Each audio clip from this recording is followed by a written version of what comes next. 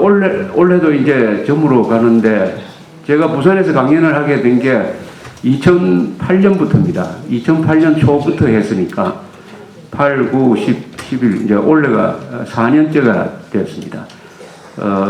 내년에는 아까 안내가 있었습니다만 내년 1월은 쉬게 되어 있습니다. 2월 마지막 토요일입니다.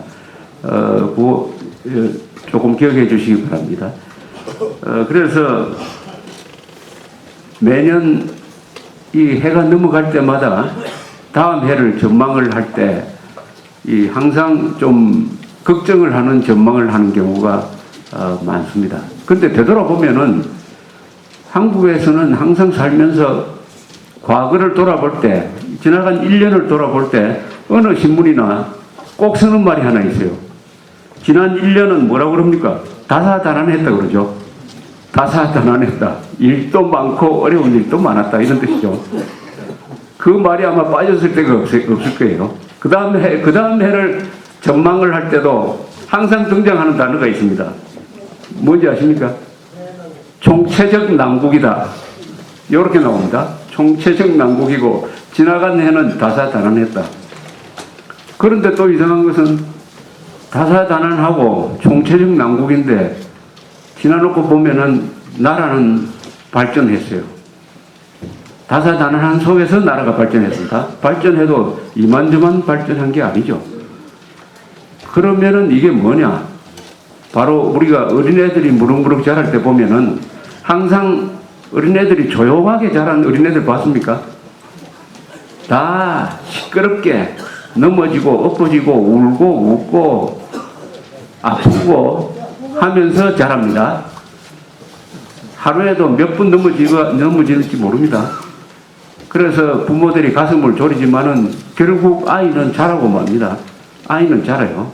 우리 대한민국도 아직 젊다는 뜻이에요. 이게 뭐냐?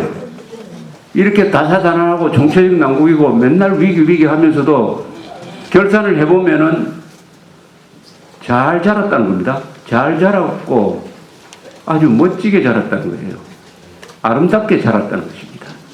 그러나 소란스럽게 자랐죠. 조용하게는 자라지가 않고 조용하면 성장은 멈추고 발전은 멈추는 거죠. 세계에서 가장 조용한 나라, 옛날에 우리 서양 사람들이 한국에 와서 19세기 말입니다.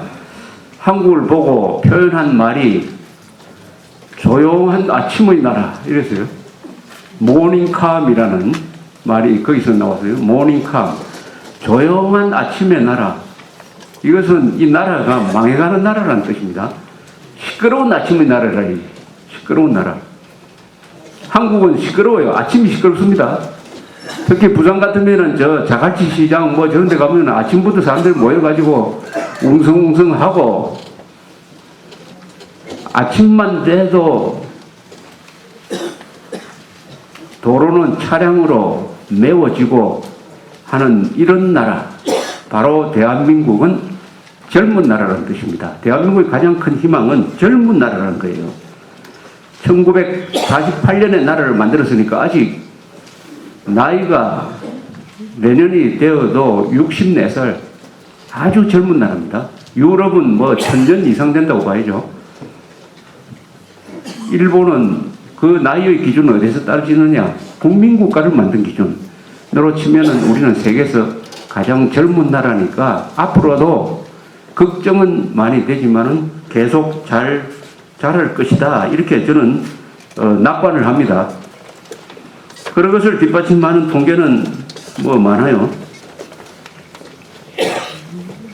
무역 1조 달러인데 그 내용을 들여다보면은 한 회사가 그 수출이 한 5,500억 달러인데 한 회사가 22%를 담당을 했어요.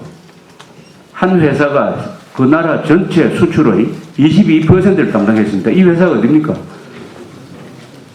삼성이죠. 삼성전자를 비롯해서 삼성그룹이 올해 수출한 액수가 1,100억 달러입니다. 1,100억 달러. 1,100억 달러라고 하면은 요새는 이 수치에 대한 개념이 잘 실감이 안 날 거예요. 원리가 수치가 높아지니까 몇 조로 가니까 1조 하면은 뭐 별것 같지 않는 돈으로 착각하는 사람들이 많아요. 1조로 하면은. 그래서 이렇게 제가 설명을 드립니다. 건축비가 1억 원 드는 집은 꽤 괜찮은 집이요.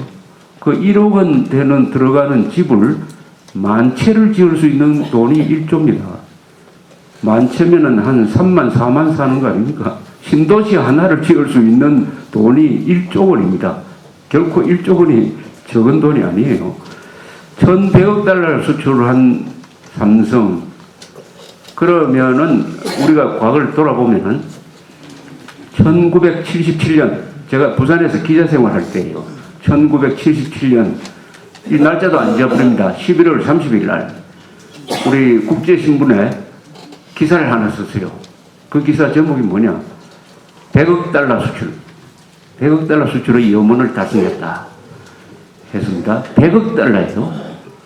나라 전체가 100억 달러였어요. 그게 34년 전이었습니다. 지금은 한 회사가 1,100억 달러를 수출합니다. 이 1,100억 달러를 수출하는 나라가 또 세계에서 많지 않아요. 중동에서 제일 잘 나가는 나라가 있습니다. 인구는 우리보다 훨씬 많아요. 한 8천만 대요. 국토 면적은 남한에 약 10배 되는 나라가 있습니다. 10배 조금 넘겠는데. 그 나라가 어디냐? 터키입니다. 터키. 터키가 작년에 수출한 게 1,300억 달러쯤 됐어요. 1,300억.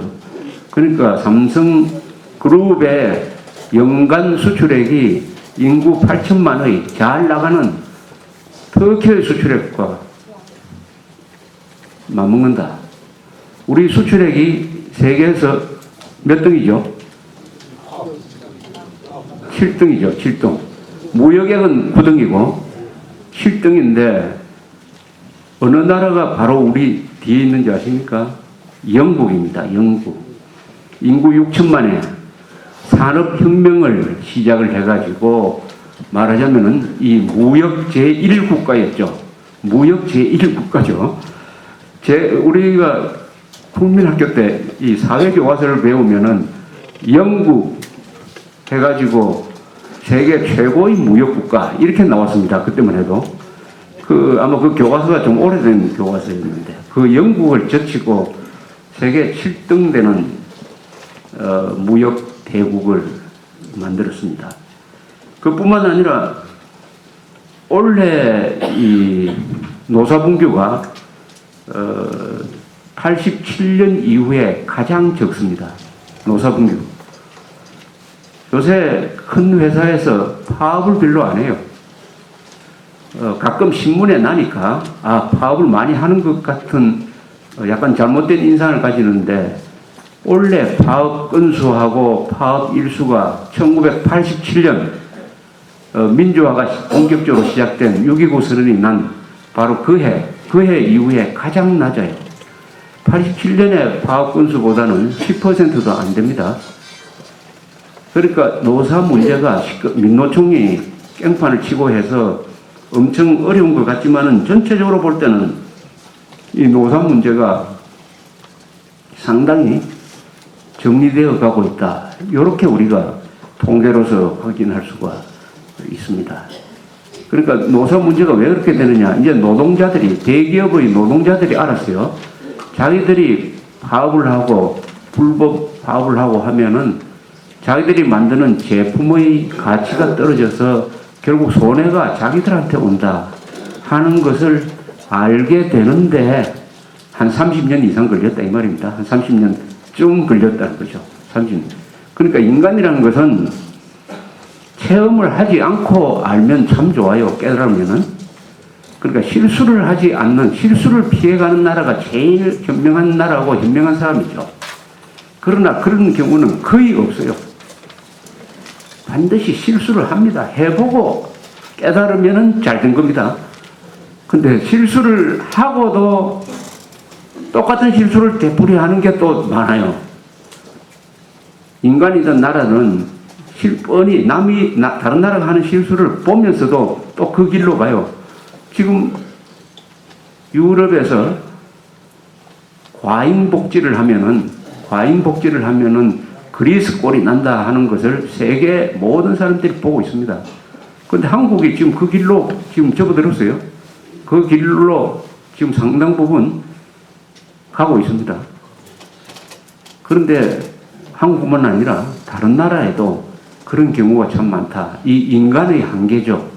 인간은 결코 합리적인 이성적인 동물만은 아니다. 이성적인 면도 있고 감성적인 면이 있는데 그것이 잘 균형을 이루어야 되는데 이 선동하는 사람들이 나타나면은 감성이 먼저 폭발을 해가지고 홧김에 뭐 서방질 한다는 식의 행태를 잘 보여주는 것입니다. 이 통계청에서 2011년 사회조사라는 것을 최근에 며칠 전에 발표를 했습니다. 이 사회 각종 그 구조에 대한 이 종합적인 발표를 했는데 그걸 보니까 여기 계시는 분들과 관계되는 통계가 좀 있습니다. 여기 아마 65세 이상 되시는 분들이 많으신 것 같은데 우리나라에서 지금 65세 이상 고령자라 그러죠. 요새는 노인이란 말 잘 안 씁니다. 고령자가 11%입니다. 근데 앞으로 7년이 지나서 2018년이 되면은 요게 65세 인구가 14.3%가 돼요. 그래 되면 어떻게 되느냐? 이게 고령자가 많아지면은 그 나라가 활력을 잃게 됩니다. 왜 그러냐 하면은 부양 가족이 많아지는 거죠. 부양 가족이 많아지는. 예, 근데 올해에는 노인 한 명을 부양하는데 약 6.6명, 7명이죠. 7명이 일을 합니다. 7명이 일을 해가지고 65세 인구 한 사람을 부양을 해요. 근데 고령화가 높아지면 어떻게 되냐? 2030년에 가면은 3명이 일을 해가지고 노인 1명을 부양합니다. 나중에 이 추세대로 가면은 어떻게 되겠습니까? 2명이 일을 해가지고 노인 1명을 부양한다. 이런 구조적으로 사회가 그런 사회가 돼요. 그래 부양한다는 것은 뭐냐? 업는다는 것이죠. 업고 뛰는 것이죠. 7명이 한 사람을 업어서 뛰었을 때는 잘 갔는데 좀 있으면 3사람이 한 사람을 업게 되고 나중에는 한 사람이 한 사람을 업게 돼요. 그러면 달리기가 제대로 되겠어요. 근데 이 추세는 막을 수가 없습니다. 일본이 왜 요새 경기 침체 나라가 이렇게 가라앉은 것처럼 보이느냐 하면은 그